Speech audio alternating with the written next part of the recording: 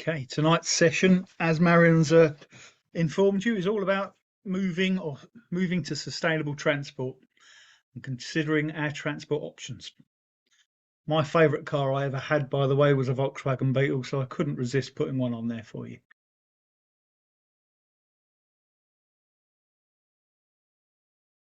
Here's a question to everybody. How do you travel around? How do you get around the county, or how do you get around the planet? Many of us at this time of year may have gone on holiday, or maybe just about to go on holiday. Would you take a train? Would you go on the Eurostar? Would you go on an aeroplane? Or would you just simply holiday in the local area? Transport is one of the highest producers of greenhouse gases. During this presentation, we're going to show you why we need to reduce these in order to curb climate change.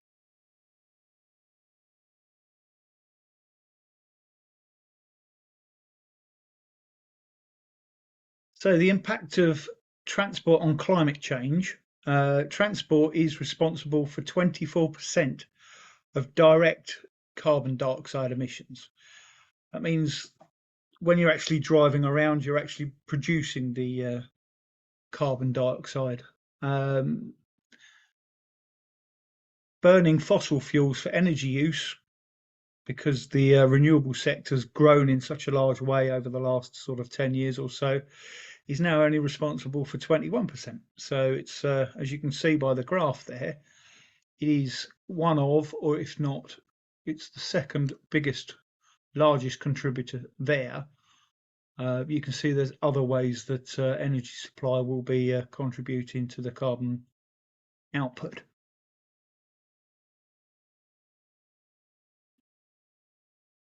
So where does all these transport emissions come from? Well, nearly half of them come from you and I driving around our cars, motorcycles, or in buses or taxis. 74.5% actually comes from vehicles on the roads. That includes lorries and light good vehicles like vans that whiz around delivering everything for you. Obviously, that only leaves about a quarter left for everything else in the UK. It's actually sort of in the UK. We're not necessarily talking sort of globally there, but you can see that the large majority is road vehicles. So obviously they're the ones we probably need to look at most if we're going to reduce the carbon emissions from transport.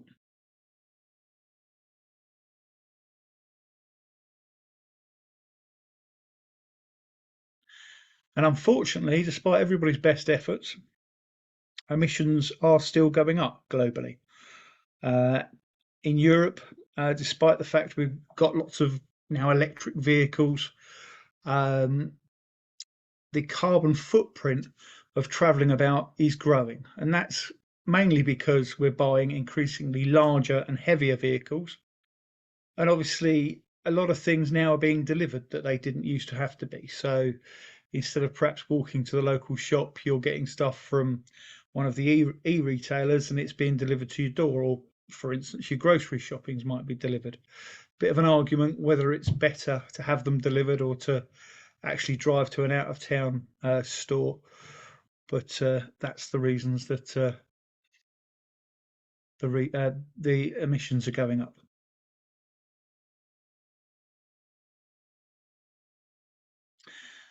So there's some good news according to the government. UK greenhouse gas emissions have actually fallen by nearly half between 1990 and 2020. But, and this is a big but, this does exclude all of the emissions on goods produced outside the UK for the UK's use, and it also excludes emissions from international aviation and shipping. So when the government's patting themselves on the back rather loudly saying, oh, aren't we doing well? Well, actually, yeah, you're being very selective on the figures that you're actually using. But still a good drop if you're just talking about domestic emissions.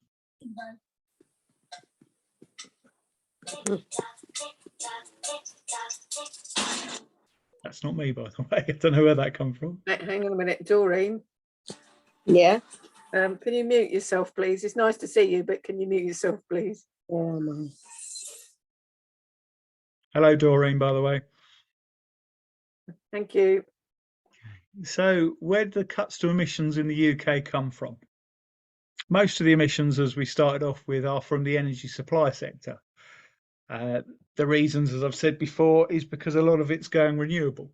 So most of the coal-fired power stations, well, at the moment anyway, have been turned off, and that's massively reduced carbon emissions, because obviously that was the worst emitting form of energy generation. But there's also large cuts from waste management and smaller cuts from businesses and the residential sector. But as you can see from the graph, transport, which is the sort of light blue line in the middle there, hasn't actually moved at all, really. It's hardly fell.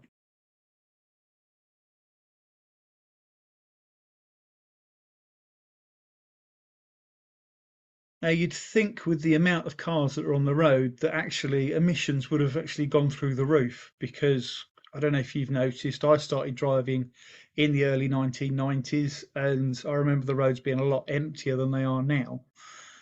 But actually, because transport, cars, buses, lorries have become a lot more efficient, the actual emissions haven't actually risen that much. You can see that there is a bit of a massive sort of leap in the miles that have been done by cars. You've gone from where are you? Nearly 200,000, 200 billion miles to over 250 billion miles, and the total vehicles have gone from 250 right the way up to nearly 340 billion miles. So it's a massive leap, but actually emissions have only increased by 6%.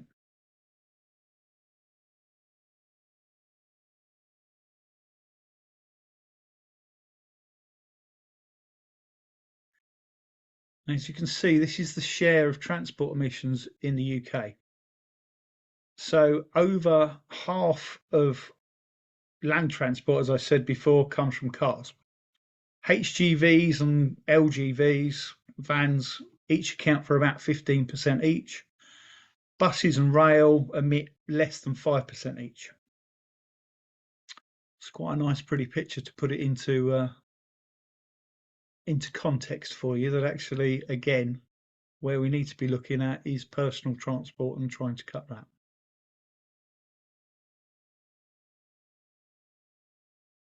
But of course, as I alluded to earlier, we're only talking about half the story, really, when we're talking about the emissions that the government talks about. So actually, as you can see by this graph, UK international flights and sea freight have massively increased since 1990s. So they've actually gone up by nearly 80%. And it's actually 46% of the UK's carbon footprint that aren't actually covered in national reported. So it's all very well the UK saying we're doing really well getting to net zero. I think the UK needs to take more of a global view to reduce its footprint. So between 1990 and 2016, the UK's emissions within the UK borders reduced by 41%, but consumption-based footprint only dropped by 15%. As you can see, there's actually been a massive increase outside our shores.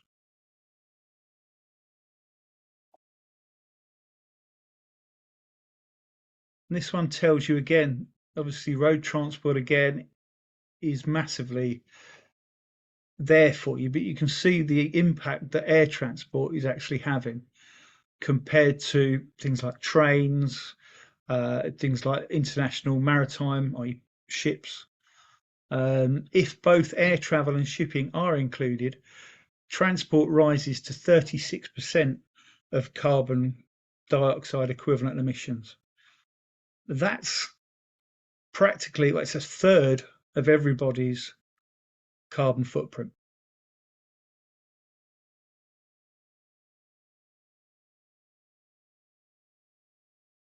And of course, when you talk about it on a global stage, okay, aviation only contributes 2% of the world's carbon emissions, but passenger numbers are set to double again to 8.2 billion in about 15 years. So you can see again where they were. Obviously in 1940 there wasn't an awful lot of planes about, but comparatively since 1966, when flights became a thing and people started going on holidays, they doubled by the time you got to 1987. And you can see again that they've gone, well, crikey, they've doubled almost again from what 1966 figures were. And of course, if we carry on that trajectory to sort of, I don't know, away and beyond, we're looking sort of over 1 billion tons of carbon dioxide equivalent every year. And of course, as other sectors become greener, start using renewables in their fuel production, aviation's proportion of total emissions is only set to rise.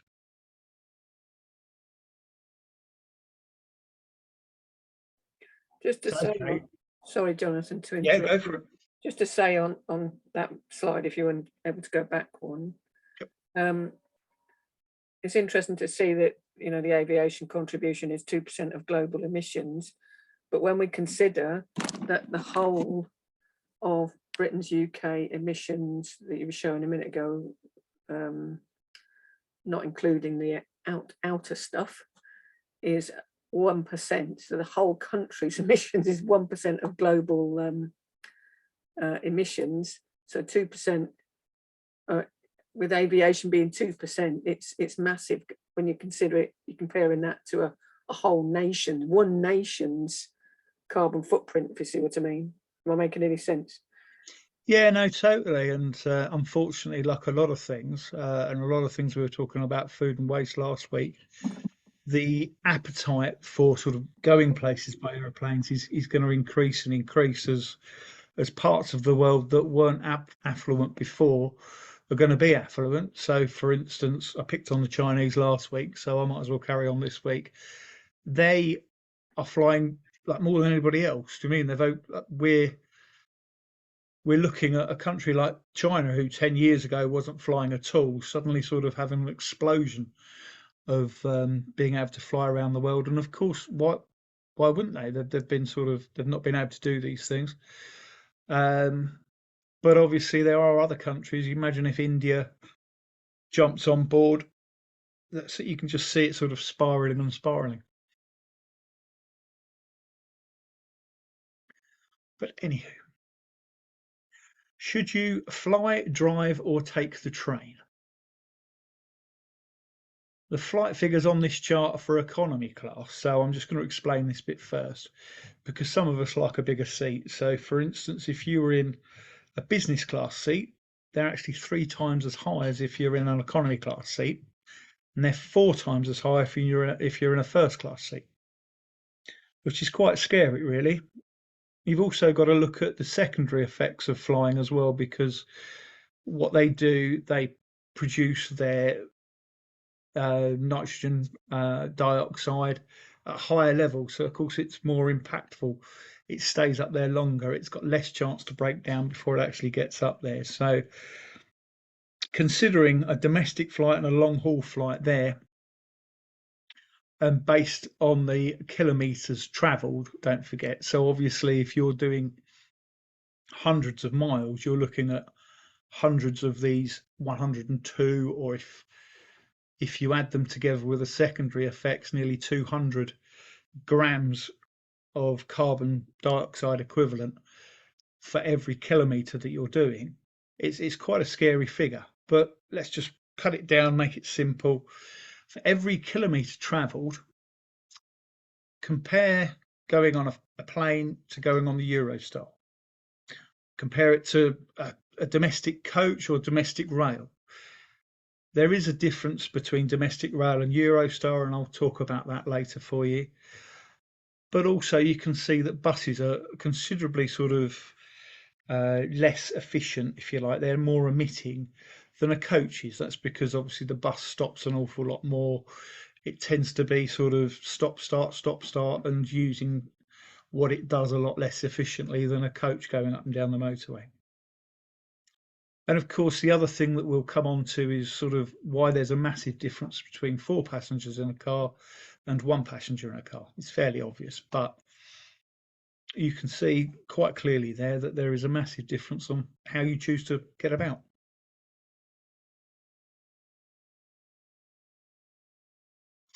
So, secondary effects from high altitude.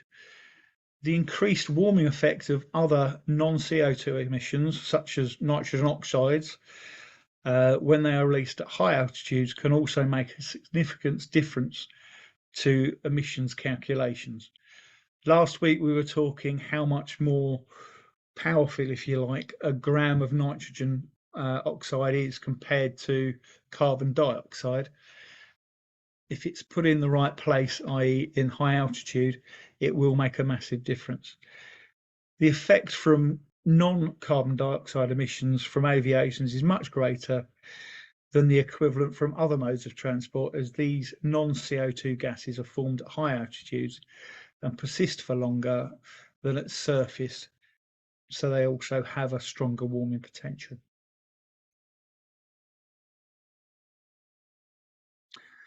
So I'm going to do a few comparisons for you, because actually, until you get sort of your brain around it a little bit, it sort of doesn't make a lot of sense. But there's a couple of comparisons coming up from London to Madrid. Not very far away, but you can see there is a massive difference as to how you're going to get there. So as you can see by this, the difference of doing a train versus a plane, crikey, what are you looking at? It's almost 5 times as damaging to get on the plane as it is to use the train. So for instance, you've got 43 kilograms of carbon dioxide per passenger per train, but 265 kilograms equivalent of carbon dioxide if you're using your plane. Now, trains can differ too, depending on what route they're using, depending on how they're powered. So, for instance, you can see that 2 very similar sort of lengths of travel there, Paris to Bordeaux or Gdansk to Katowice. Sorry, can't say that. There's a massive difference between the 2. And I'll tell you why. Here's a little advert from National Rail for you. Taking the train cuts carbon emissions by 2/3 compared to travelling by car. So a passenger train removes up to 500 cars off the road. Every freight train moves up to 76 lorries from our road. So it makes a massive difference depending on how we're moving either people or stuff about.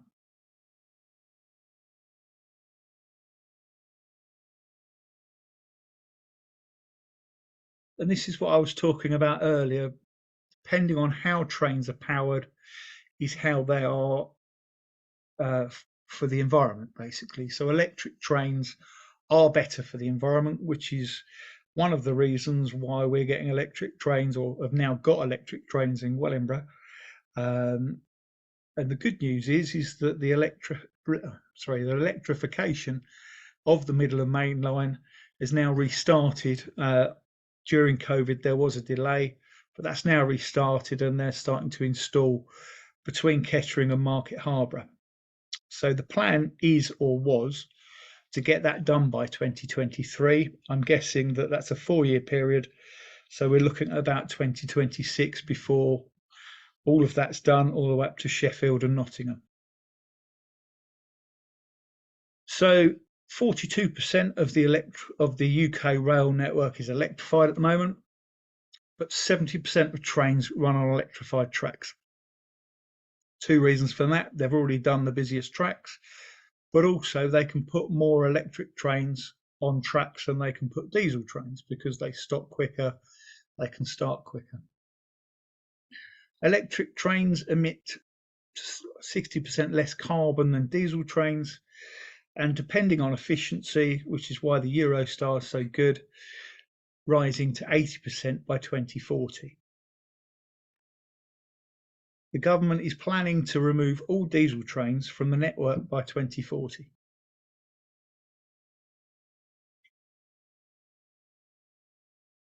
And here's another one of my little charts for you. This is based on a high-speed train. You see the different ones that we've got on the Middle and Main Line compared to the line that goes through Northampton and other places. If it was a Class 225 electric, you can see that the differences between a 125 diesel, the old intercity ones that you used to see on the adverts, is absolutely staggering. You can see that there's a difference of half between one version and another. And you can see obviously speed does make a difference too. So for instance, if you're going 100 miles an hour in a 125 and it's got 80% occupancy, the carbon grams per passenger per kilometre is 44 grams. But obviously the electric is exactly half at 22. Compare that with one that's only got 40% of people in. That obviously was happening quite a bit during COVID. You can see that that rockets all the way up again, almost doubling in both cases.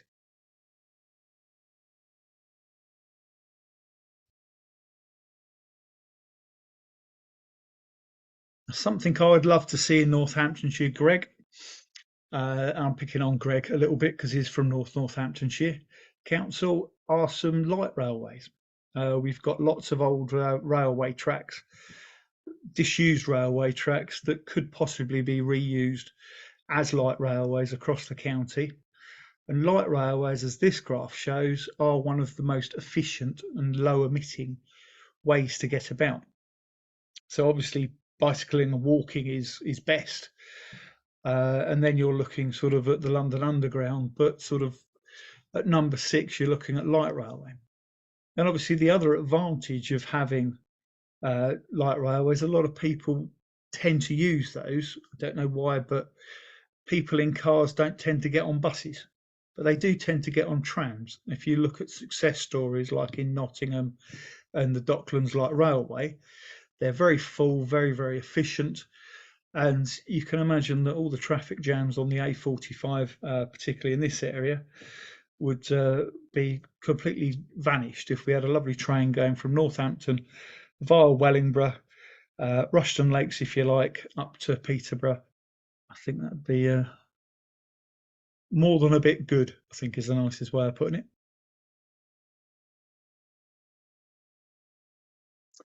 So there you go. There's another car that I've always seen myself in because for years it was the most environmentally friendly car. But can driving be better than flying? I.e., can it emit less carbon dioxide?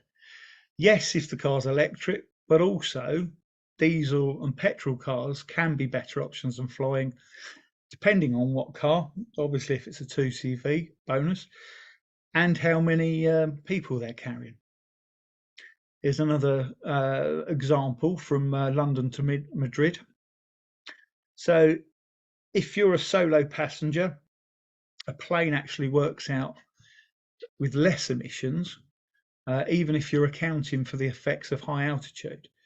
But if you carry one extra person in your car, the vehicle wins out, and it doesn't really matter what you're using. So it just depends on sort of, that's why you've got so many car sharing clubs. And again, we'll introduce that later.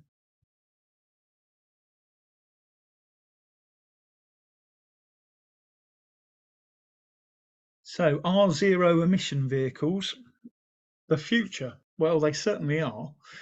But these could be something that sort of helps the planet if the electric batteries are powered by renewable sources, or the hydrogen for hydrogen fuel cells is made by renewables. So here's a few options for you. You've got different amounts of emissions, kilograms emitted per different ways of traveling. So for instance, you've got, if you're a single passenger using a plane,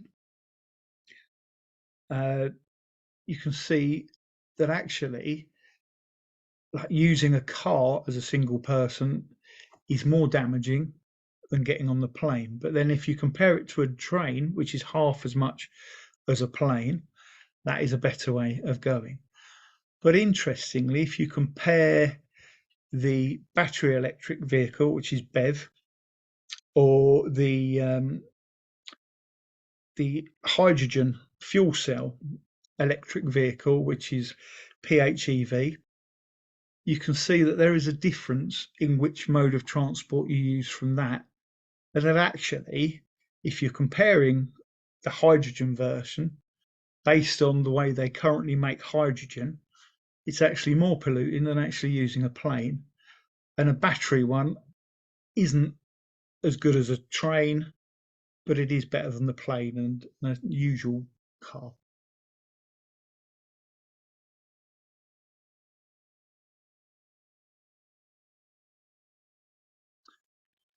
And upfront emissions do make a difference.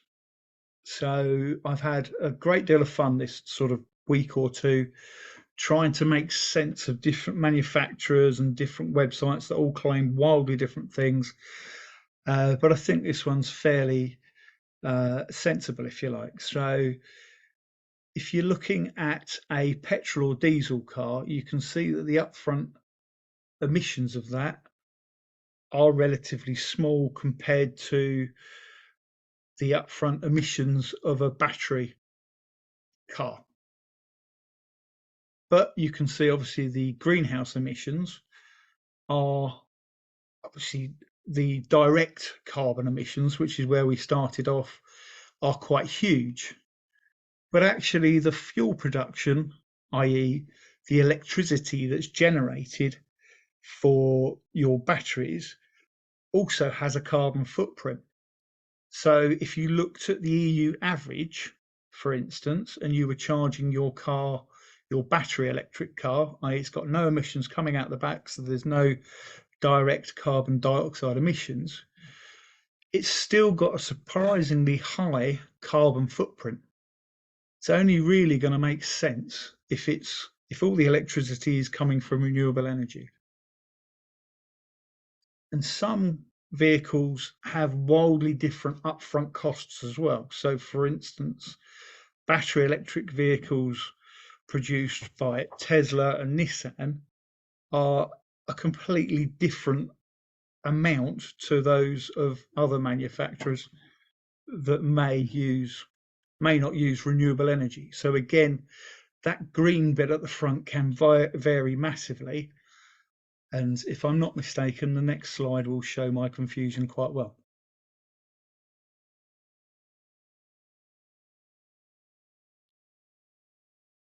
So here we go. Unfortunately, it is Volkswagen again, but Volkswagen had originally put out this blue chart here to show that actually getting an e-Golf isn't that much greener than getting a diesel Golf. So ignore the red line and the black line. That's what they put out originally. So if you look, the Golf diesel's carbon trajectory, I'll get my words out in a second. Obviously, it being made, it's a lot less polluting to make it, and including the battery, you can see up here that the battery electric vehicle has got a much higher carbon footprint to start off with. So with that in mind, and if those figures were true, you can see where the actual two lines cross over to make sense of actually getting the electric vehicle in the first place is 120,000 kilometers, which is quite a few miles. I mean, a lot of cars these days get up to about 100,000 miles, which this isn't too far off of, and then they go kaput. So it's almost completely pointless getting a battery electric vehicle, according to Volkswagen. But thanks to the powers of Twitter and a few people with a bigger beard than me, they've worked out that their figures weren't necessarily showing the entire truth. So I'm going to read the side out here for you. I know you've probably all read it already, but here Volkswagen estimates that its normal Golf uses only 3.3 litres of diesel per 100 kilometres, while in reality, according to the experts on Twitter, it's 5.8 litres. So, of course, that black line on your chart is massively different if that's based on 5.8 litres. And also, apparently, Volkswagen doubles the carbon footprint of the battery production for their e-Golf. Now, again, their battery may not have been made with renewable energy. It might have been made by coal-fired power stations. So, of course, that's going to be massively bigger than if it's all generated like they do with the Teslas. It's going to be a lower carbon footprint to actually start off with. But my point is, somewhere amongst all of this somewhere is the actual truth. And even if you did look at the best case scenario, i.e., it was a certain manufacturer, you've still got to go 20,000 kilometers before one catches up with the other.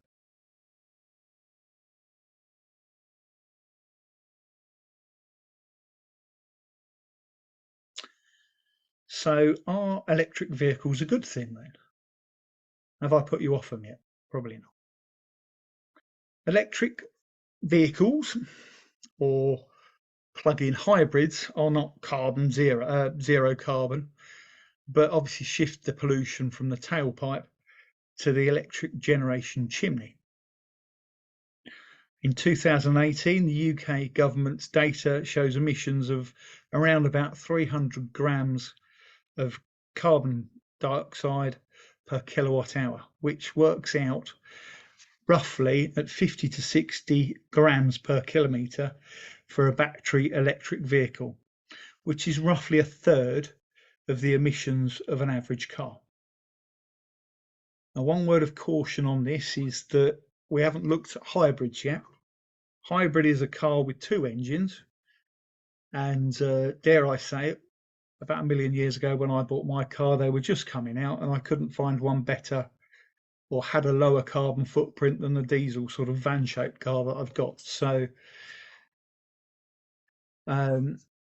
do be aware that actually running by electricity, particularly if it's a hybrid, isn't necessarily better for the environment than the diesel or petrol equivalent. But battery electric vehicles obviously have the potential to be a lot better. This pretty picture on the side here shows you the equivalent emissions in real time of your car's lifetime. So, for instance, recycled bags of rubbish is just a phenomenal amount of rubbish over your car's lifetime. If it's a petrol one, it's over 1,000. But as you can see, it's still 3/4 amount of recycled rubbish bags for your battery electric vehicle. And I'm not even going to guess what the hybrid one is.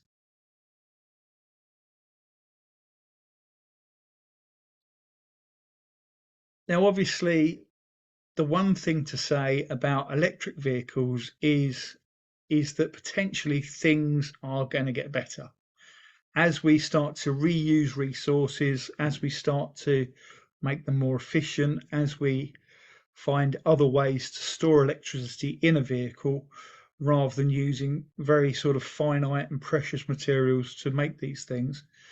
They are going to be better for the planet. In 3 years' time, for instance, it's expected that like 40% of cobalt is going to be recycled to cope with the battery demand. So as you can see through this rather pretty sort of life cycle, if you like, of a battery, there are lots of ways to remake use of batteries, and it's not necessarily going to Viola, who this was borrowed from, should I say. But you can actually reuse the battery before it's recycled, so the battery has a second lifetime. But as you can see, the more that this circular economy of use is used, the less impact these batteries, these vehicles will actually have on the environment.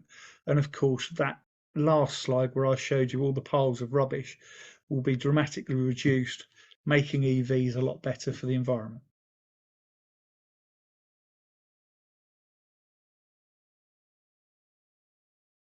And despite what anybody says, it is the future, because cars have to become ultra low emissions. All cars, all vehicles are going to be ultra low emissions by 2050. As you can see by the graph there, the energy demand, the expected energy demand for these vehicles is going to dramatically reduce as electricity cars become a lot more efficient. They're already more efficient than their petrol and diesel counterparts. As hydrogen fuel cells become more of an adopted technology, you can see that the demand for electricity is going to go down from 450 gigawatt hours to 119, or this is the expected. This isn't, obviously nobody's got a complete crystal ball, but this is a model commissioned to see how we can sort of transition to use a lot less energy over the next 30, well, just under 30 years.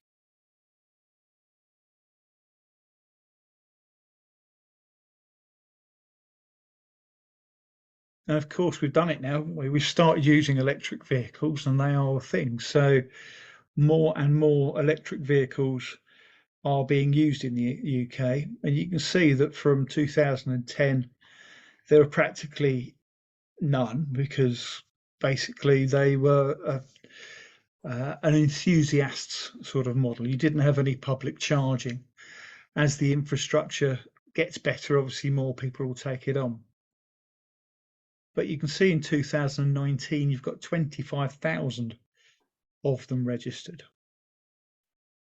And of course, the government 2 years ago announced plans to end the sales of petrol and diesel cars by 2030, and hybrids, i.e. the ones with batteries and fossil fuels, by 2035. As of October 2020, there were approximately 375,000 plug-in cars, including hybrids, on the roads, up from just 3,500 in 2013. So in less than 10 years, it's 10 times the amount, which is a staggering amount.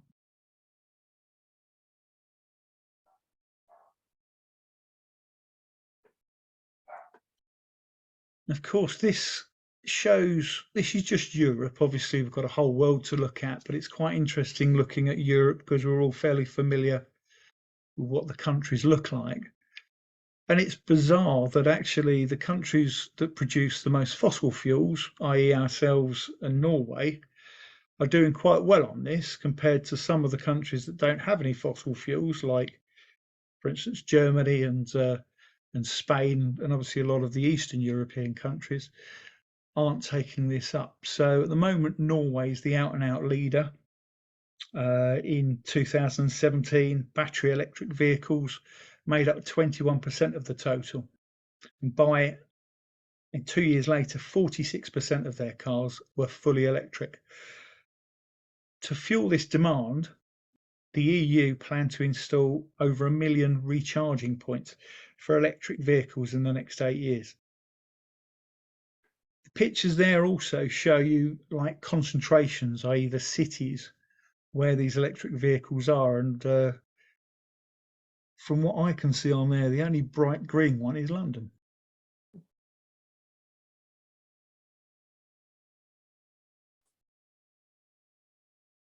Now, what's the way that we can reduce the amount that cars make, if you like, emit to be made? One of the ways to do that is to have car clubs. where either friends in the same family or in the same street or at work can club together, or you can get an app on your phone and do this as a bigger thing. Club together and use the same car. Some people's cars sit out of their house most of the time and don't be used, or they drive it half hour down the road. It sits there for 8 or 9 hours, and then it comes half hour back, and it does that five days a week. If two people are in that car, obviously that cuts down the emissions of those two people by half. If that car was able to be shared, you can see there's a lot of stats on the side there. You can see that we're going to cut down a lot of the resources needed, i.e. to fuel these and also to make them in the first place. It reckons that one car, get me tongue around that in a second, and this is one of the sort of official ones, could replace 20 private cars. And it's estimated that these car clubs could remove from the roads over 100,000 cars in just the UK. As you can see, there's considerable savings to be made there as well. So, for instance, car club members save 75% compared to owning a car. And can I just say something on? Pushka. Well, actually, it's more about the electric vehicles, because obviously one of the big things, and maybe this is something we could talk about, is that people can see that petrol and diesel cars are highly emitting vehicles. But I personally think we are setting ourselves up for a fall if we think that electric vehicles are solely the answer, and that replacing like with like is, for me, is not the solution. One vehicle with another. I think for us to make the sort of cuts in CO2 emissions that we need to make, both nationally and globally, we've got to find other ways of not buying cars in the first place, or like this, like the car clubs, maybe using a car but sharing it with other people in the street or the community or the family. I live in a terraced street, and I think most households have got a car, not everybody, but most households, and some people have got 2 or 3 cars. And since COVID, really, I haven't driven my car as much as I used to, and it would be very doable, I think, particularly in practical terms. Trying to install or have electric vehicles on streets like this is really challenging, because obviously we don't have our own drives. How we get to charge our cars is very difficult for us. So I think really, as communities, if we were sitting down planning this, we need to be thinking, well, how do we get more cars off the road first? When we did all the workshops about cutting emissions in our homes, etc., and we talked about solar power generation as well, the first thing we said was that we needed to insulate our homes better so that we could cut our energy use before we think about how we generate our own energy. And it's the same with vehicle use. I think it's how do we cut the emissions from the vehicles that we're using in the first place before we try and switch them with anything else. So can we make choices that are actually make our lives better as well, make being in our streets, in our communities, more pleasant, as well as we're still, without losing some of the convenience of being able to get to all the places that we want to get to. I mean, clearly, if many of us could wave our magic wands, we'd all vote for a much improved public transport system, as well as things like this that could be helpful in urban areas, but definitely helpful in rural areas. So it's all good. Like it's the same argument that we were sort of having the other day, that if you've got a car that works, why would you replace it until it's worn out? Because the actual energy, the actual materials used to actually make a new one, more than offsets the emissions that your old car's making. If you took me for an example, I've got a 9-year-old car that's got 30,000 miles on the clock. If I went out and bought a new car and used that for 9 years, I might have just caught myself up with the emissions that I would be using in my current car. It just doesn't seem to make sense. Do you know what I mean? Because other things can happen in 9 years, of course. I think, But go on. yeah, sorry, the other thing, no, you were going to say, you're going to finish what you were saying. No, I wasn't there. Go on, Karen. The other thing is that the switch to electrification of stuff is built on the assumption that we're able to switch a lot of power use from to electrically generated life, you know, so moving away from using gas to heat our homes, etc., to more energy for our homes and vehicles generated by electricity. But that requires a grid that's able to sustain that, as well as all of us maybe doing our own part around our own electrical generation. So I think when we were looking at the sustainable homes work that Greg Moore was trying to do for us the other week, you know, being able to generate our own power in our communities is also an important ingredient to us move, if we are able to switch like buses to electrification, or have the light railways and the trams that you're talking about as well. So it's quite a big personal changes, but massive infrastructure changes as well that are required to make this all work. Definitely. There's a lot to think of. Like the real bonus with car clubs and the next screen that I'm coming on is that actually it does get people thinking about getting around in different ways. So they tend to use public transport more, or for their shorter distances, they'll get on their bicycles or walk. So there are more positives to this than negatives, and sharing is the way to care, I think. Anyway, shall we move on? I'm talking about sharing. There you go. There's my next slide. So you may have noticed in some of the larger cities like Leeds, they have a lane dedicated to having 2 people in the car. One person has to sit in the queue, and those with 2 or more people can whiz through.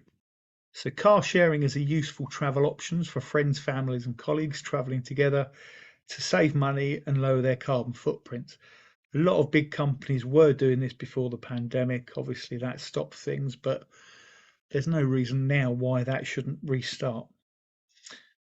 The real bonuses behind sort of doing this is there's less vehicle maintenance costs. They're shared between 2, 3, 4 people.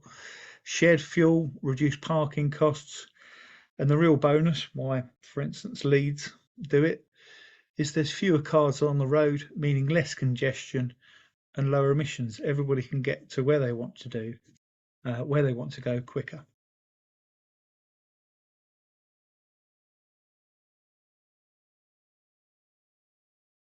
This is one of our friends, one of our sort of colleagues, if you like, that did a couple of presentations during our climate conversations. Electric Corby, or Electric Places as they're renaming themselves to, have got a project called Northamptonshire to Net Zero, NN2NZ. It's a government funded project to help Northamptonshire achieve net zero ahead of 2050. They're currently performing an analysis of all things eco, including transport projects in the area. And they're asking you for your ideas. If you've got an idea that would save carbon, be it through travelling, housing, or anything really that could be done in the county, to submit ideas on their website. Electric Place is also responsible for a lot of the communal charging points that have popped up in Corby, but are now sort of being looked at across the Northamptonshire area. So buses. I think we've just talked about buses, haven't we? But we've got a couple of slides on them here, so that's good. The Prime Minister promised 4,000 new net zero buses in a 2020 transport funding package. In 2020, zero emission buses just made up 2% of England's fleet. So there's a few reasons why you should do electronic buses here. There's huge emissions savings, of course, but it also generates jobs. And obviously, over the period between 2020 and 2050, they're reckoning that there's between 35 and 37 million tons of carbon dioxide equivalent savings by adopting electric buses.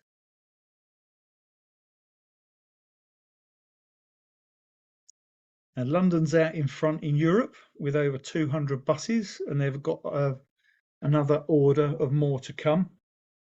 Those 200 buses would save around 7,400 tonnes of carbon dioxide a year, offsetting in the region of 3,700 diesel cars. We're a little bit behind China because in Shenzhen, they've already electrified 100% of their bus fleet, a total of 16,359 buses, which is amazing. As you can see, a double-decker bus, be it diesel or be it electric, takes up to 75 cars off the road. And a coach saves the equivalent emissions of 15 cars worth of emissions. So the public transport is the way ahead. And as we looked at on one of the earlier slides, getting around the country on a coach is actually one of the least polluting modes of transport.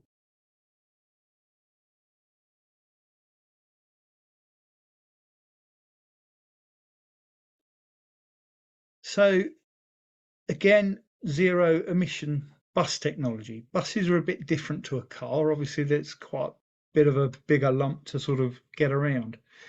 They tend to stick the batteries or fuel cells on the roof, so you've got more room for passengers. And there's two technologies that they're considering and using. So a battery electric bus uses an electric motor powered by a battery and is charged by mains electricity. Again, we've discussed how that's generated. A hydrogen fuel cell bus uses a fuel cell that converts hydrogen into electricity to power the vehicle. Hydrogen, of course, can be produced from the electrolysis of water using renewable energy, which is why in one of the earlier slides you could see there was a huge difference between the different generations method to make the hydrogen.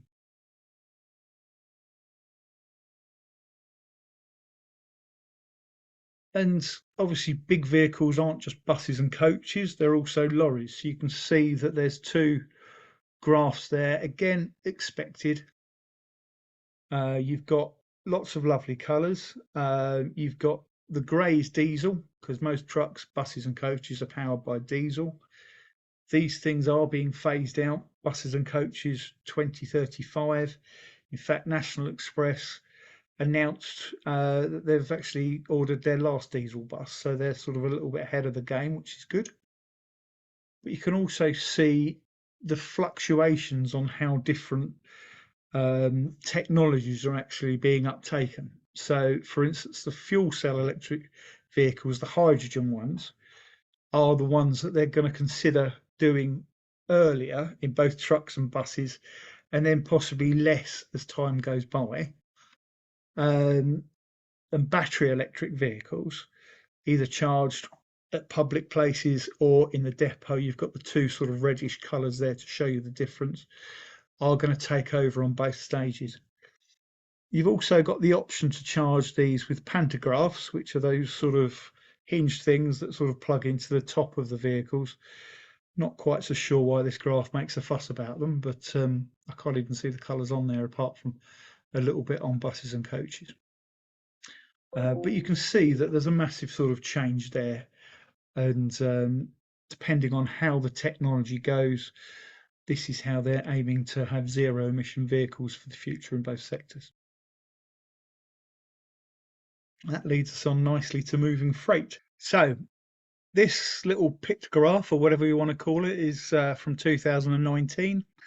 It shows that by leagues, the amount of stuff that goes around the UK is mostly on the back of a lorry compared to the train, and actually more goes on boats domestically. This isn't internationally, by the way, than it goes on trains. So for me, trains are massively under resourced there.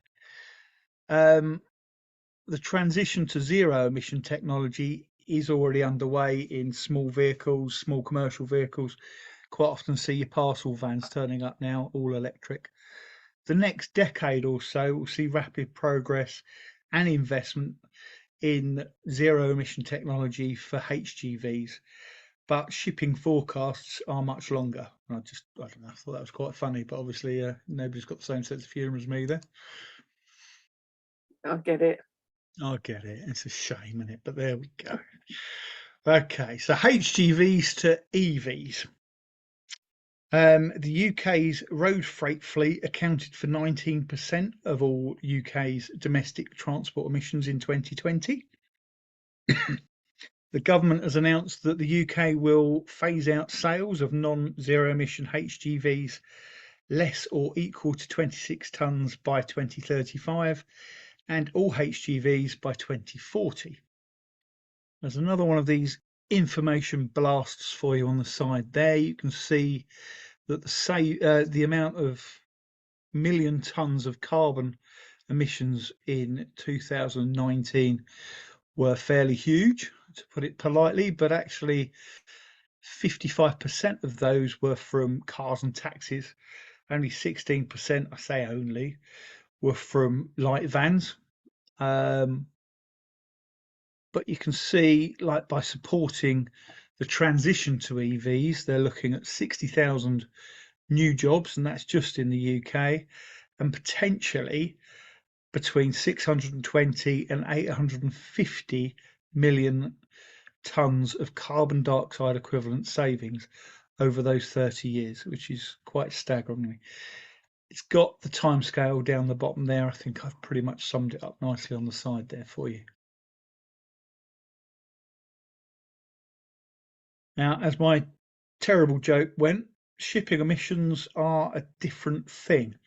They, like international aviation, fall out of the remit, or I don't know, the UK government doesn't think it's to blame for those. So they're in the sphere, if you like, of the International Maritime Organization.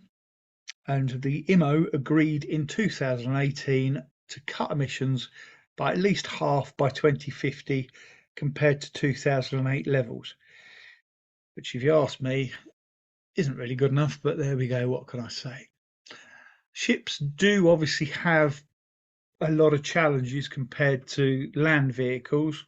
Storing electricity on batteries on ships, or even using hydrogen as fuel cells, is a lot sort of heavier, bigger, if you like, than current ways of getting around. Again, there's another fuel information blast on the side there for you.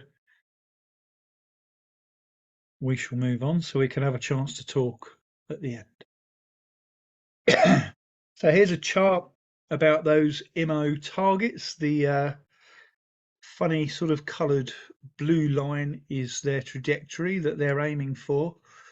As you can see, it accounts for 3% of global emissions, with like sea freight being the lowest mode of transport emitting carbon dioxide per tonne per kilometre. Transportation by aircraft is 18 times as bad, if you like, and rail is 10 times as polluting.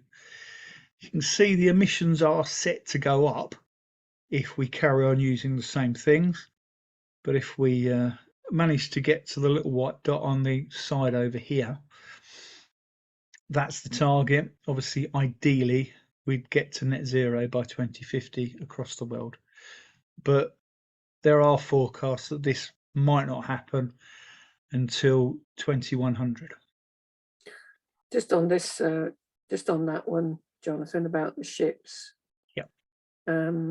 Obviously, I mean, we talked about in the last session about, I think you explained it very well at the last session about food moving from one side of the planet to the other, or rather, you know, for example, I think you talked about lamb being produced in this country and then ended up maybe in New Zealand or, well, somewhere else, and then lamb from New Zealand coming here, and actually the volume was kind of equal. In other words, why didn't we just use it ourselves instead of bringing it from the other side of the planet?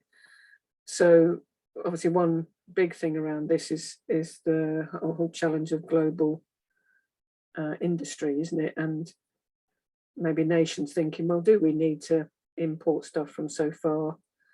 Can we meet our needs locally? That's already happening. Sorry to interrupt you, but a lot of UK companies that had offshored their manufacturing are reshoring a lot of their manufacturing, because obviously fuel costs are a lot different to what they were sort of 10 or 20 years ago. And obviously the wage costs in China have gone up a lot more than they were 10 or 20 years ago. So the economies of scale are sort of swinging back our way a bit. There are certain issues at the moment that is stopping countries from doing that, but that's not this tonight's presentation. But there is a general trend to sort of shoring manufacturing in this country. It does need to hurry up because obviously there's an awful lot of emissions going out there. The next slide tells you about how these things are fueled. Obviously batteries, as I said already, aren't really viable at the moment. What they do use at the moment is heavy fuel oil, which is the dirty stuff that no other vehicle wants to run on, basically. It's full of something called aromatic sulfur and nitrogen. So you can imagine the pollution that comes out of them. And you can see that the production and the tank waste and the actual emissions of these are quite huge. But what's really interesting about this slide are two of the alternatives that they're sort of considering, one being ammonia, the other one being hydrogen, be it as fuel cells or be it just hydrogen and burning it off to make things go around. Unless, again, and I may be stating this too much, unless it's actually made with renewable power, the actual carbon footprints of these things are bigger than what we're currently using at the moment. Clearly, if you're making hydrogen, for instance, that's the best option with renewable power.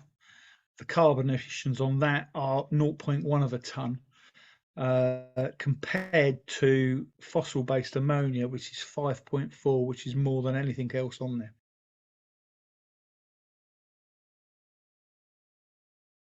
So here's the fun bit, getting around on your bike.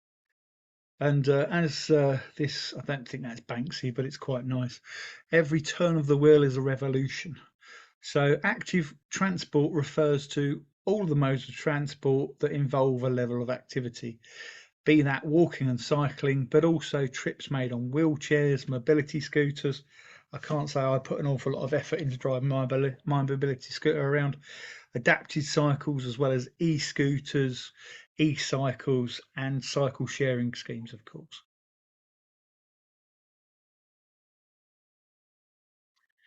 Cycling, believe it or not, is responsible for 21 grams per kilometre. Now, I'm going to go into food again because obviously cycling to work could consume 50 calories. Now, if you've eaten 50 calories of potatoes, say, or homegrown vegetables, that's going to have a lot less of a carbon footprint compared to flighted in asparagus or beef or whatever. So you can see that that 21 kilograms could increase or go down. But these calculations here are based on a fairly heavy 19 kilogram European style town bike. You've got some aluminium, some steel, and obviously got the rubber for the wheels. and also as I was just saying, the calories that the extra calories the cyclist would consume compared to that of a motorist. Now, this little graph that sort of snuck up on us here is quite interesting, because did you know that in 2018 Wellingborough was the fifth least active town in Wellingborough, which is why in 2018 we got some vouchers for repairing bicycles. So I just thought, wow, okay, fair enough. Quite interesting, the mix of towns there, because you'd expect them to be all sort of similar sort of towns. Like Pendle, I don't think there's anything like Wellingborough or Luton, but there we go. Anyway, it's definitely time for us to get on our bikes.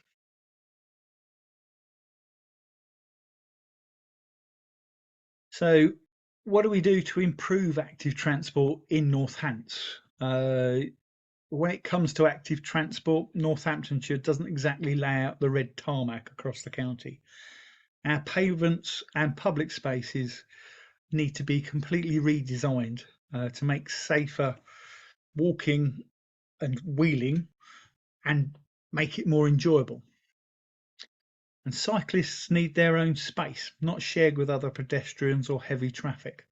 Most people, for instance in Wellingborough, won't get on their bike because they're worried about getting knocked off of it, or potentially knocking somebody else over on a shared pathway.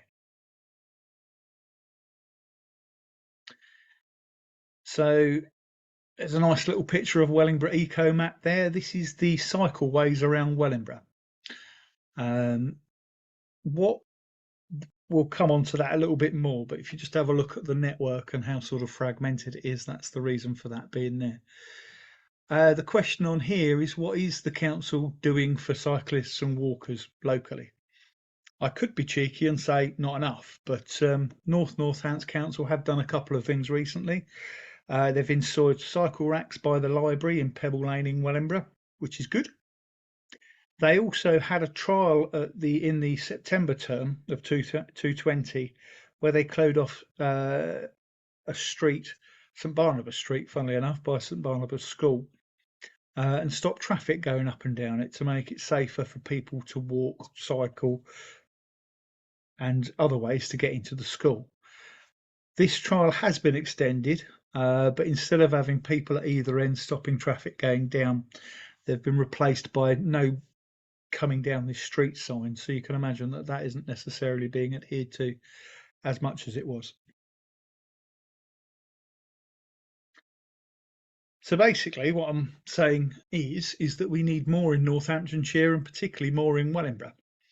And here's a couple of ideas that would make active transport more appealing in Wellingborough, to stop us being the fifth worst place in the country, and to encourage people to start cycling and walking around the town more.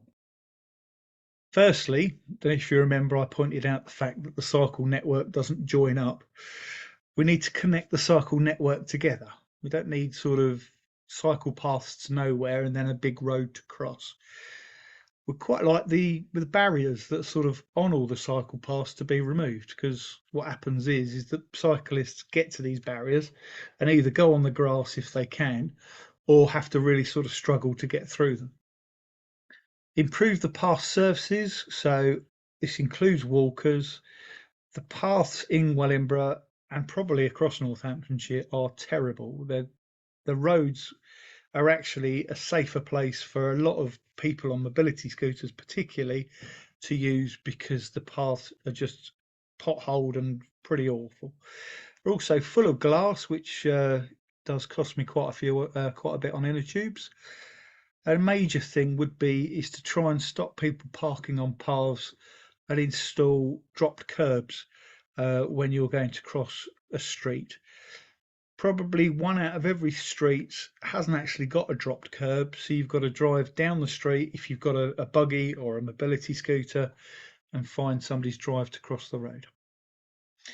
A really fantastic thing that could be done is to create new cycle storage hubs, cycle sharing services and affordable hire services in the town.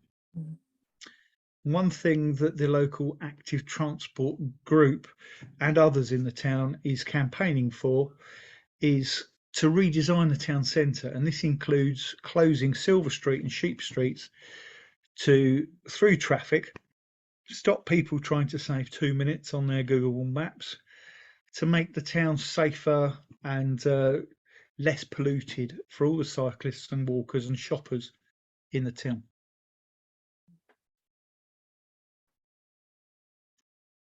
There we go. There's me trying to get up a hill on a electric bike. Electric bikes are a boon because they make cycling accessible to a lot more people. They can extend a commuter's reach by 15 to 20 miles.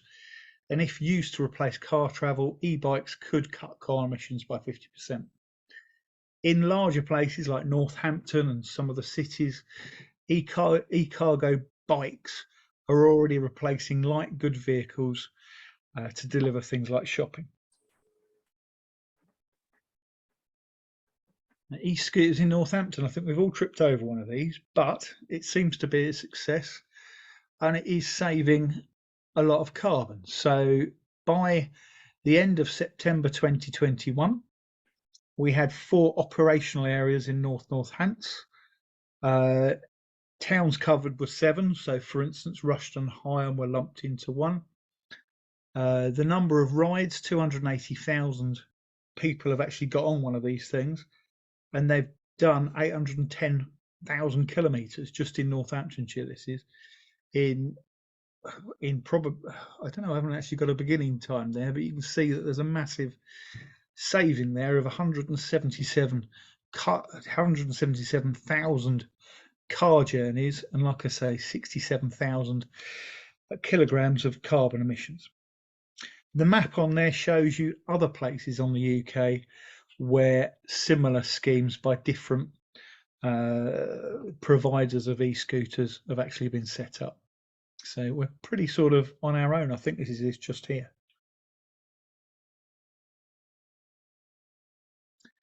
Something else the council has done, I'll give them their due. They've put these totems up in town centres, and they're quite interesting. They're kind of, I don't know, Greg will sort of correct me, but I think the one in Wellingborough sat there for a few months without doing anything. But the amount of information that you can either get on that or through your phone or online is quite phenomenal. You can find out when your train's coming, if there's any delays on your route, if there are any bike hire services, and also look at cycle routes within your locality. Like I say, they're across Northamptonshire, not just North Northamptonshire. So conclusions. These are my conclusions. I'm sure we're going to talk about what everybody else's conclusions here are, but walking, biking, car sharing and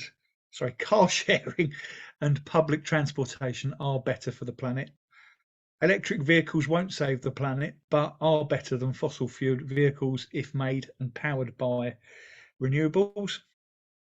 And the big conclusion for me is that much, much more needs to be done in North Northamptonshire to get people out of their cars, to make the air cleaner, and to save carbon emissions. And that's it, everybody. If you've got any questions or if you've got any suggestions, I'm just going to introduce one person first. She's from Bright Kids in Kettering, and she's going to tell you all about the fantastic things that they do. So I'm going to stop sharing. And if I can introduce Alison Holland, I'll let you carry on, Alison. Hello. Hello. Sorry, I can't see myself moving on the screen. I don't know if you can hear me. We can hear you perfectly good. Okay, my picture seems to have gone still, never mind.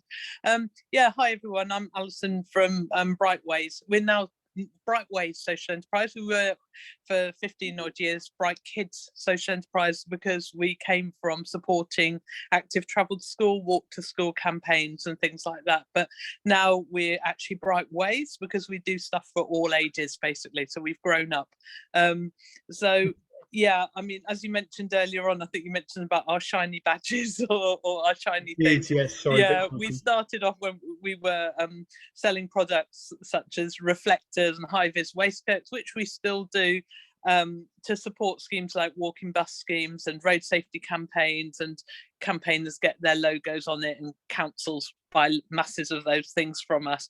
But in terms of local stuff, I think what's probably a bit more interesting to the group, rather than talk about the products we sell, is talking about the projects that we're involved in locally, because I'm actually projects and partnerships director, so I'm sort of leading on that, and we're involved in a lot of local projects to encourage and enable more people to walk and cycle more. So for example, we have supported local schools in Kettering and helped them to get the sustainable travel accreditation called Mode Shift Stars, which means that the school's doing a whole batch of things to make it easier for more children to walk and cycle, and to have it not just about the journey to and from school, but to have it as part of the curriculum, as a part of a lifelong skill, getting the parents and the community involved. So for example, one of the things we did with this was with Grange Primary in Kettering, we arranged with the council to have a road closure outside the school for 2 hours at the end of the day between 2 and 4 o'clock. So it was a little bit before end of school and a little bit after. We arranged for the road to be closed to car traffic, and the kids just had a whale of a time. They came up with their teachers at first and then later with their parents, and they all played in the street and they chalked on the street and they rode their scooters and bikes on the street, and the fire service came and supported it and brought their fire engine along, and people could have a good squirt with a fire hose. So it was an absolutely incredible community event. And the funny thing is, we looked at the Facebook page. There's I don't know if any of you know, in Kettering there's a local Facebook page, the Rob's Unforgettable group is always quite often full of criticism, and somebody had commented that they went past the school and they had seen written on the ground "best day ever" by a child, and they'd seen the activities and they said how wonderful this was. And that simple post on the local Facebook group got like over 500 comments or likes, and not a single negative one. Everybody just loved it, and it was bringing the community together.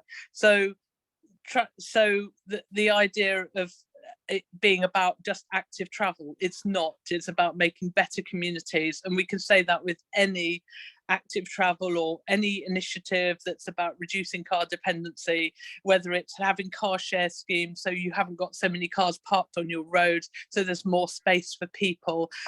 It's about better communities, not just about the carbon and you know, the things that we've been talking about already. So I mean, the other side of what we do is, like I said, we do things for grown-ups. We're actually working with Northants Council, West Northants Council Highways team to manage the stakeholder engagement for the Kettering local walking and cycling infrastructure plan, which is going on at the moment. We've got a big burst of that coming up soon, and today we launched what's called the Commonplace platform for the Corby local walking cycling infrastructure plan, which means that people involved in Corby or from Corby or connected to Corby can go onto this platform and they can put their comments about what changes are needed to improve walking and cycling, and all of that data gets fed into creating the 10-year plan.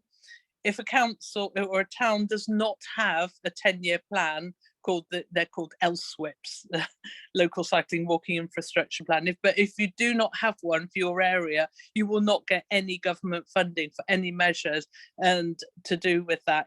And the criteria is really strict, and it's got to be certain standards. So for example, having shared cycle and walking paths is no longer accepted. And will no longer be funded. They've got to be cycling, as you mentioned, cycling separate from cars, and again separate from pedestrians. So with the work we've done with the Kettering LSWIP, we've done a lot of public engagement events, and we've learned things like, actually think of skateboards. You think of skateboards as being for stunts and kids mucking about. Well, actually, we found that quite a lot of people are using skateboards, especially young people, to commute to work. So it is a mode of transport which could be facilitated by having better cycle paths. So yeah, I mean, we do masses of stuff, and you mentioned cycle hubs as well. We're actually trialing a cycle hub in Kettering town centre. It's open on the last Saturday of every month, so it will be open this Saturday if anyone's in Kettering wants to pop in and say hi. And it's we have zero funding for it. We just have free space given to us by the Royal Hotel, and we are basically offering free manned indoor parking for cycling, for cyclists and for scooters, not the electric scooters, but children's scooters. And we are also offering free cycle security marking, and we've got a free cycle repair session, and that part is funded by Cycling UK. So we're doing that to trial it. So although I know you need something like that in Wellingborough, but we're just like, well, where's the money? The council have known for a long time this is needed. We just thought, well, we're just going to get on and do it ourselves. So there we go. We're going to see how that grows. So yeah, we've got lots of things going on. Wellingborough actually has a local cycling and walking infrastructure plan in progress. We've not been involved with it. It was kind of kicked off before we were involved. But I know it is being looked at and reviewed again, and it is not completed and finalised. So I think it would be very good for people in this group to have a bit of a say in that before it's finalised and approved. So I can pass you the details, Jonathan, and you can pass to the group later if you like. That'd be fabulous. Yes, please, Alison. Because our consultant that we work with, who's helping on the technical side, has been a bit involved in giving a bit of later advice to the Wellingborough one, and I think there's there's quite a lot missing, shall we say, but they're trying to make it as good as they can because it needs to be completed, otherwise you won't get any money for anything from the government for all the things that you need. So it's really important that does get completed, and you have a bit of a say as locals in that. So yeah, I think that's about all. I mean, if anyone's interested in anything about sort of travel plans and the accreditation that I mentioned, or in the local cycling walking infrastructure plans for the area, then please get in touch. So and is that all available on the website? Because I must admit I did try and find stuff out, but it just isn't there. To be honest, we don't put much of our local stuff on the website. Our local information tends to be on our Facebook page, because our website is really for our national reach customers, and so it's like the councils who are buying all the things from us. We would love to put more, but we just don't have the time and resources to put everything everywhere. We have sometimes when we do a local project or scheme, we'll do a blog post about it on our Brightways website, because we got a Bright Kids website and Brightways, and they are in the process of merging to one. So Brightways is where it's going to go. So I mean, like the school streets, the school play street rather, that I mentioned on grades, there is a blog article, quite a thorough one, about that on the Brightways website. That's Ways with a Z, brightways.co.uk. And on the on our Facebook page, which is Brightways with a Z UK, that's our Facebook name, and our Twitter name, that's where we have all the information about local projects. And for example, we've got the free cycle maintenance session coming up on Saturday. That will be there. We also are working with other local volunteers to run community cycle rides, and we've got one on Sunday, which is from Kettering to Burton Latimer, if anyone fancies coming along to that. We've got Learn to Fix session coming up at Wicksteed Park a week on Saturday. Again, that's free. It's funded through Cycling UK. I mean, we've got so many things going on. It is hard to keep it all up to date on the website. And the LSWIP work, we haven't even, to be honest, really written much about that because we've been so busy doing it. Yeah. Thank you very much for sharing all of that. Has anybody got any questions for either myself or Alison on any of that? Can I just ask Alison? I don't know if you've did you register for tonight's session? If you didn't, could you just send us your contact details? Yeah, I'll send them. I think I've got your emails. I did actually register, and I left my email address there. So if anyone wants to have my email address, contact me. Please share my email. It's not a private email. It's alison@brightways.co.uk. So yeah, anyone can share that widely. I don't mind who has it. Fair And enough. again, our social media is Brightways UK for Facebook and Twitter. Thank you. And I sit on Wellingborough Town Council, and I'd be very interested to see, because there's so many plans and it's really hard to keep up with it all. But it'd be really good to have some idea. I imagine the plan being done at the moment that you mentioned is probably being led by North Northampton Council for Wellingborough. And at some point it may well come through to the town council, but in the meantime, I mean, clearly many of us might want to have a say well before that happens. So any ideas that you're working on that would, you know, what we can expect, what we should be putting in a, what did you call it? That plan? The LSWIP. The LSWIP would be good to know as well. Any sort of advice what should be in there, because sometimes we're all stretching ourselves very thinly to make sure that we can have a voice on all the different things that are happening in our community, and it's not so easy to do. So I mean, with the, so I'm just going to stop and start again. No, oh, you can see me moving now, maybe. Moving, and everybody's moving, which is quite exciting. I'm in my daughter's bedroom. I just realised you can probably see all the stuff on the back. She's not here, so I commandeered it. With Wellingborough and the LSWIP, to be honest, because Wellingborough was one of the early ones that was started when it was still Northamptonshire County Council, and Kettering started a little bit later. They'd already got going with Wellingborough. Not, shall we say, the guidelines since Wellingborough started have been a bit stronger in terms of the level and the timing of community engagement. So the Wellingborough one started, it hasn't really had much community engagement, if any. I'm not really sure about that.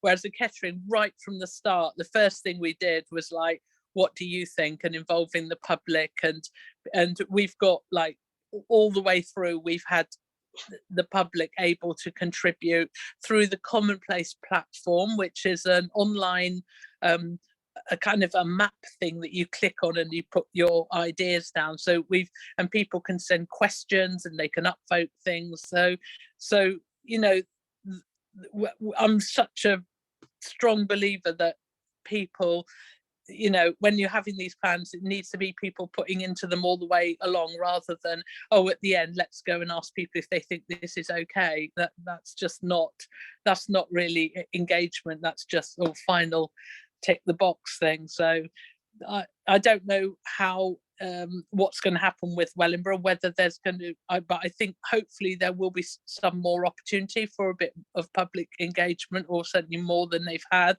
I know the team that were working on it had staff shortages and problems, but so there's been, and also there's been COVID. So there's various reasons it's been very slow to develop the Wellingborough one, and it's not done yet, but I know they're kind of on a bit of a mission to want to do it. I don't know if we might get involved with that one. We haven't been contracted to help with that, but I just hear things about it. Okay. Thank you for sharing that. When did that have to be in by, did you say? What, the LSWIP? No particular date. They're ongoing, but really, I mean, last week, all the councils, highways authorities across the country, across England, had to self-assess their level of success with active travel, in terms of political engagement, in terms of schemes delivered, in terms of how they're complying with the new standards. And they had to self-assess and send that assessment in, and that's really kind of G'd up quite a lot of councils. So they're now starting to think, well, actually, yeah, we do need to get our leader on a bike in a press photo. Yes, we do need to do this and that. There's a lot of things that they're realizing they do need to do. So I think there's going to be a bit more speed in terms of getting these LSWIPs across the country developed and submitted. They need to be good, they need to be compliant, but they need to get them in as well, because you won't get any funding until you do that. And it could actually not just affect active travel funding, so for measures like cycle lanes, but it could affect wider transport funding. So that's when you tell the politicians, well, you know, you're not going to get money for that new road unless you've started showing a commitment to promoting cycling and actually got some really good schemes in place for the cycling and walking side of things.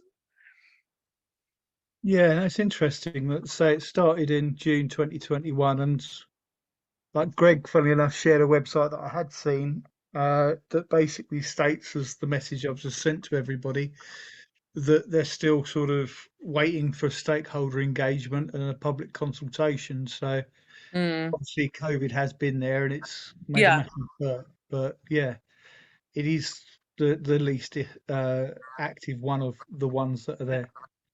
And also the other thing is the lack of staff resourcing at the council, both west and north. That's had a big impact, and until they get a good strong team in the north, when the north highways splits from the west, because at the moment they're, until about 7th of September, they're under, the north is still under the west for highways, but that's going to split next month.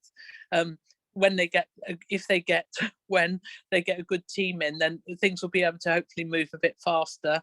So, but it's very hard recruiting as well. So I'm not making excuses for the council. I'm just sort of looking at. Greg's kept us up to date with the issues at the council, haven't you, Greg? And recruitment and stuff. Just thank you very much, Alison, for sharing all of that and telling us a bit about Brightways. I'm sure there's loads you could tell us about all the different schemes that you've been running for years, and that would get us all very excited. Yeah, thank you for sharing that. We've got a few minutes left, well, 1 minute left, a couple of minutes left. I did want to ask people, obviously you've heard a lot tonight from us about the issues around transport and obviously the impact of transport on climate emissions, etc. And thank you for Alison saying that as well.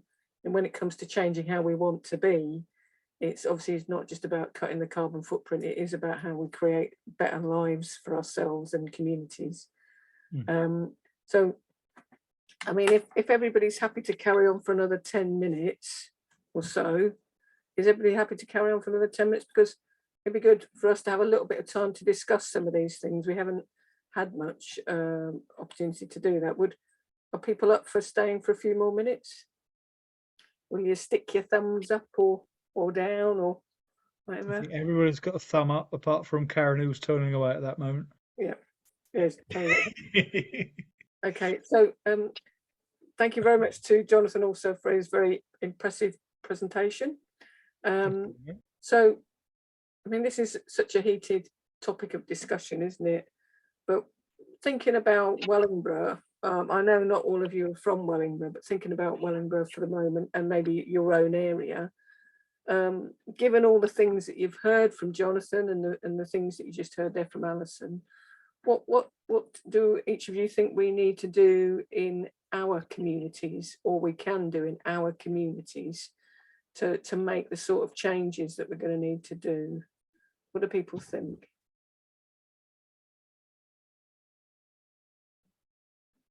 Come on. I'm stunned into silence. I think Greg did have his hand up about something else possibly a minute ago. I'm not sure. Yeah. I'm met. Hi, Alison.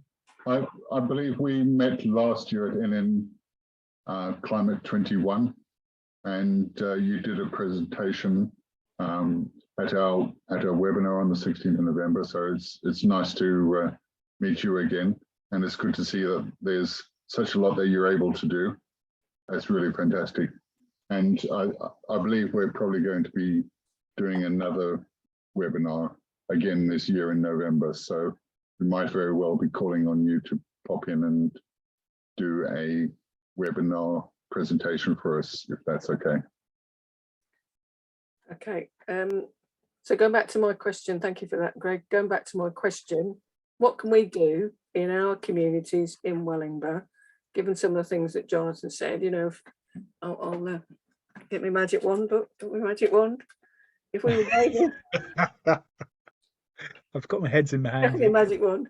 If we were waving our magic wands, what could we do in our areas? What would we like to see more of, less of? How does it work? How can we make that work out for us? Must be some ideas here. I think John Gilead is desperate to talk. I can see him coming towards the camera now. And as an avid cyclist, I'm surprised he hasn't spoken already. And then Greg had his hand up as well, Greg Moore.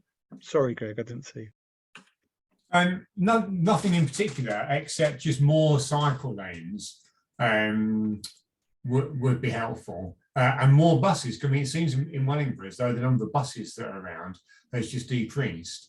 And I think there's quite a few bus stops which say on them, there are no more bus services from this bus stop. You know, that was from 2015, I think. So I mean, there's virtually no buses from our area.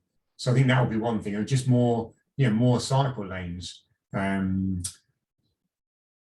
I used to drive from Wellingborough to Corby, this is terrible, did get a bit frustrated with if there was a cyclist along the A509, because the traffic used to back up behind them.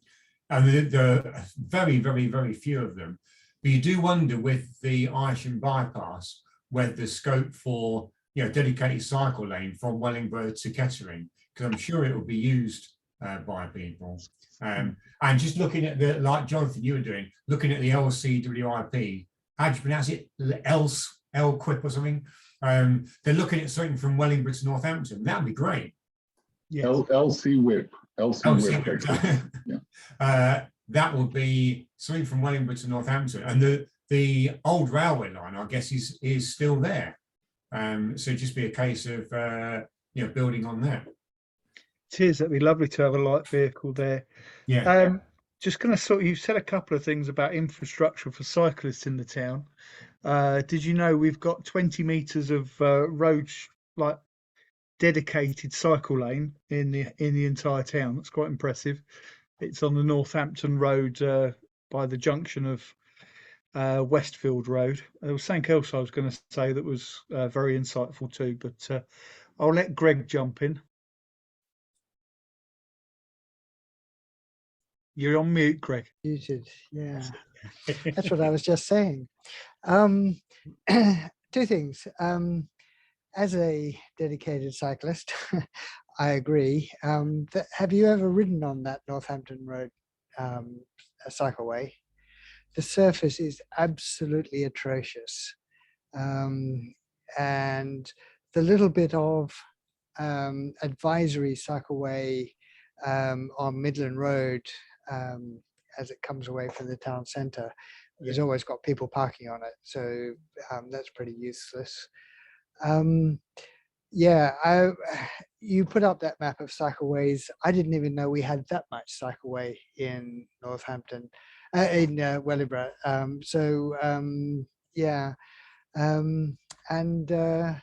The A509, you take your life in your hands to cycle on the A509. I used to commute to Northampton on the A4500, and even that was a little bit of taking your life in your hands. So separate space and separate from pedestrians. I mean, again, if you live this side of the town centre, you'll know that there's forever people cycling on the pavements along Midland Road because they think Midland Road's too dangerous to cycle on. I don't agree, but there you are. But if you're really seriously cycling to commute, then you're probably going to be going too fast to cycle on a pavement anyway. Sometimes I cycle out past Holcott through Pittsford Water towards Brixworth, and just freewheeling down that hill, I can get up to 30 miles an hour. You don't want me doing 30 miles an hour on the designated cycleway, which happens to be the footpath. So yeah, separating cycle traffic from pedestrian traffic would be a really good approach for North Northamptonshire. Parking on pavements is a problem in Wellingborough, partly because of the old Victorian roads are too narrow to park on both sides.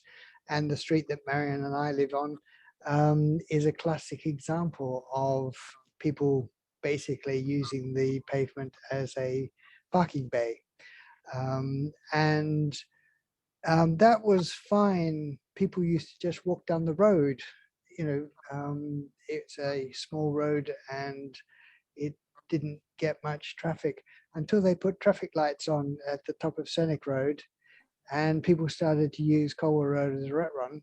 And of course, run being the operative thing, they tear down this road at close to 30 miles an hour, and any people walking along the road are in serious danger. So we, if our road, as an example, wasn't a rat run, it would be quite safe to have people parking on the pavements, assuming you could still get access to your house. If it was accepted that people just walk down the road, and in a sense, that's going back to the 19th century when people did just walk down the road. Perhaps we need to reclaim the streets in that sense. But anyway, yeah, there's those two things. One is separate cycle traffic from pedestrian traffic, which Wellingborough hasn't really done, except for that very rough surface along a brief part of Northampton Road. And we need to resolve the parking on pavements issue. And I think part of that resolution could be just to turn the roads into pedestrian ways rather than turning the pavements into pure pavements, and then what do you do with all the cars? So anyway, that's my top of stuff. Alison, thank you very much for all that, Greg. Got some of my points on there as well. That's okay. Alison, did you want to say something else? Yeah, well, one thing just to add to what Greg said, what he said about history, I mean, it just sounds perfect to have a filtered street there. So a big planter in the middle of the street. So those who live on the street can get there, and in and out of the street, but from one direction only. For, if you imagine a big planter in the middle of the street, people can get there. Everyone can get to their house, but they just can't go along through the street. That would stop the rat run traffic. So that's the sort of thing that really needs to be going into the Elsewhere, and to be identified as being needed. Yeah, what I actually put my hand up for originally was in mentioning about a route from Kettering, Wellingborough, Kettering to Wellingborough, I think it was. There's actually a project underway called the Ice Valley Cycleway, and it's going to be launched in early September. There's actually an event at Wicksteed Park. I've had an invitation from the person managing the project. So I think there'll probably be a press release around that when that launch happens, and that's about telling people what's going to be going on. And the idea of the route is to basically roughly follow the Ise River all the way from Corby down to Kettering, but Latimer, and then on to Wellingborough, and it includes going by part of Wicksteed Park. So it's a leisure route, but because of the government's guidelines, we're hoping it's going to be more of an all-year route rather than just a nice summer good weather route. So that's very exciting, and that will enable people to be a lot more connected. And you've probably already know the Greenway, and you probably already are aware that there are plans to extend the Greenway from Rushton Lakes to Wellingborough, which will connect Wellingborough to Rushton and then on to Thrapston, and I'm not sure how far north it will go, whether it will go eventually to Oundle, I'm not sure on that. But there's actually going to be a sustainable travel event at Rushton Lakes, we manage the Rushton Lakes Green Travel Plan, and there's an event called Let's Go Green at Rushton Lakes on the 10th and the 11th of September. It's free to attend. There's going to be lots of information, including information about the Greenway, including there's free cycle repairs and lots of eco travel type activities, as well as some general eco activities like a beekeeping lady and things like that. So if anyone's around that weekend, if you pop by, I'll be there both days. So if anyone wants to chat about any of the things I talked about earlier, I'd be happy to meet anybody. So yeah, I'll share the details, and then if you're happy to promote that out wider, then that would be good. Because the reason I mentioned it is because of the plans for the Greenway. They will be more visible there for people to see. Thank you very much, Alison. That's really good to know. And it's great to hear, because I've grown up along the River Ise and lived on different points of it over the years. And it does kind of make sense if we can find ways of using natural flow paths to connect and almost stay away from roads. But I lived in Tamworth for a while, and which was a new town. And they did a lot of work, and probably done the same thing in Milton Keynes, to have pathways and cycle pathways away from the main roads. But the thing we've also got to watch is people's safety when you're away from main roads. Unfortunately, I mean, personal safety in terms of, you know, feeling safe, not safe to be run over by a car, but safe to, you know, not be attacked on one of those routes. So yeah, I don't know why I'm saying that, but it was something that was very something that we had to think about when Tamworth was doing their It reminds me of the towpaths along Regent's Canal Yeah. through Camden and across to Yeah. Little Venice, which Yeah. are very well used, partly because they're flat. That's the advantage of going along a watercourse, is that they tend to be pretty flat. Mm. Whereas the A509 to Kettering goes down a big hill and then up a big hill, which is painful. Yeah. There's a few things I wanted to mention about stuff. In terms of, you know, for me, obviously we live on this road, which is full of cars, but I think we do need to find ways of us not having to have cars. So the solutions, I think, for roads like Colwell Road, but many roads across the whole area, is to have, if we had 20% cars, less cars, 30 or 40, 50% less cars, then lots of other things become possible. So it's how we can enable that. You know, one example I was thinking, yeah, I can see that, Jonathan. One of the things I was thinking about for our area, we're right by the train station. There's a car park there, and it's more than half empty most of the time. It's surrounded by Victorian housing, just like this street. If we could have integrated transport hubs attached to that sort of area, where maybe we'd have a car club there, where people from the community that, you know, I could happily give up my car if I could use a car when I need it, but then for shorter trips I can use a electric bike or a bike, or I mean, I used to use a moped for years, and now I was looking the other day, and actually some of them are around about the same price as an electric bike. So, and I can get an electric moped. So, you know, that's something I can bring into my house. I can charge at home. So it is using other ways to get around. And, you know, maybe you're talking about the LSWEP, it's how to plan in more sustainable ways of getting around, and plan out cars, as it were, from the picture. In terms of the little electric scooters, obviously, that are being trialled, and Jonathan mentioned that in his presentation.